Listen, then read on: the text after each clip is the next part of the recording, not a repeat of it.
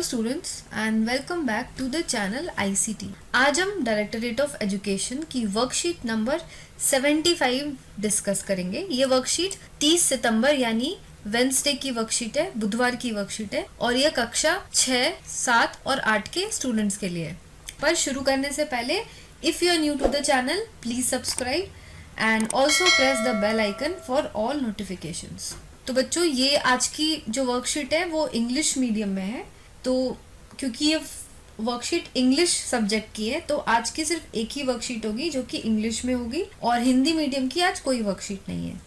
और इसके साथ ही आप ये वीडियो को शुरू से लेके अंत तक पूरी देखें बिना फॉरवर्ड किए, और उसके बाद जब आपको क्वेश्चन आंसर सॉल्व करना है कॉपी में तब आप वीडियो को रिप्ले करके फिर बीच बीच में पॉज करके आंसर्स को नोट डाउन करते रहें। इससे आपको वर्कशीट अच्छे से समझ में आ जाएगी। तो आइए स्टार्ट करते हैं हम वर्कशीट।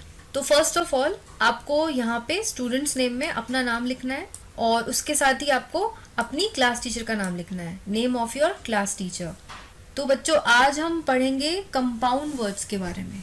तो a compound word is formed when two words are joined together to create a new word that has a completely new meaning।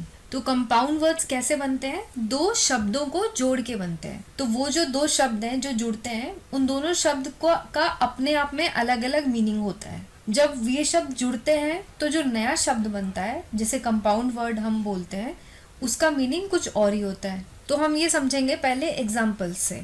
Following are the examples of closed compound words. तो first of all पहला word है rain. Rain मतलब अब क्या होता है? बारिश। फिर है बो। बो मतलब धनुष। तो अगर हम रेन और बो को जोड़ देंगे तो हमारा वर्ड क्या बन जाएगा? रेनबो। अब रेनबो का मीनिंग क्या होता है? इंद्रधनुष। तो यहाँ पे आप देखो कि रेन का मीनिंग अलग था, बो का मीनिंग अलग था, लेकिन जब हमने उसे जोड़ दिया और हमने कंपाउंड वर्ड बना दिया तो जो वर्ड बना रेनबो उसका मीनिंग कुछ और ही है। तो ऐसे वर्ड्स को हम बोलते हैं कंपाउंड वर्ड्स। तो आइए हम कुछ और एग्जाम्पल्स देख लेते हैं। तो वर्ड है हमारा स्केयर। स्केयर मीन्स डरना। और है फिर क्रो। क्रो मीन्स कौआ।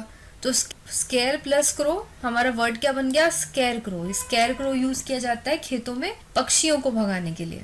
फिर नेक्स्ट वर्ड है हमारा बटर यानी कि मक्खन। फ्लाई। फ्लाई का मतलब हो गया मक्खी।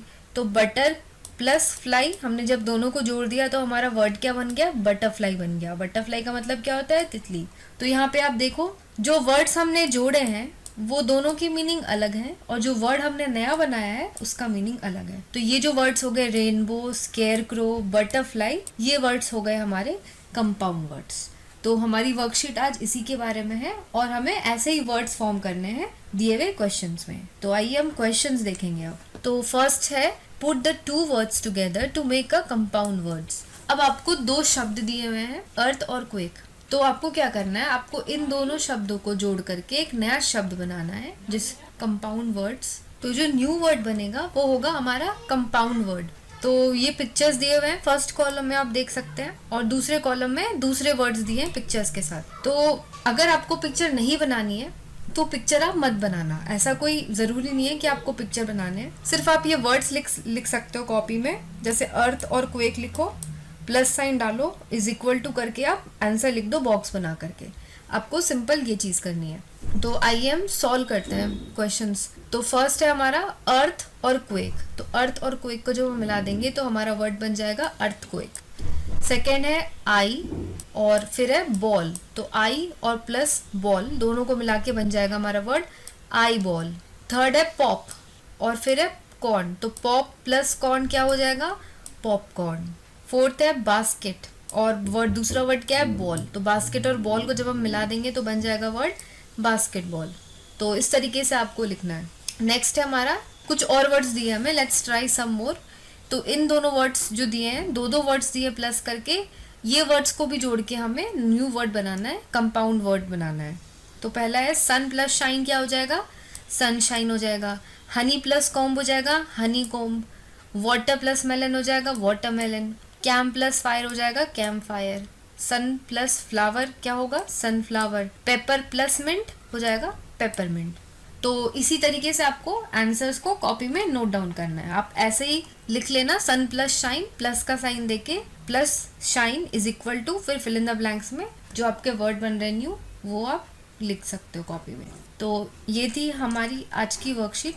तो बच्चों, आपको ये वर्कशीट कैसी लगी आप मुझे ज़रूर बताना, क्योंकि ये वर्कशीट आज की काफ़ी इजी थी और काफ़ी इंटरेस्टिंग भी थी। और साथ ही अगर आपका वर्कशीट से रिलेटेड आपके कुछ भी डाउट्स, कुछ भी क्वेश्चंस हैं, तो वो भी आप मुझे डिस्क्रिप्शन बॉक्स के नीचे कमेंट करके पूछ सकते हो।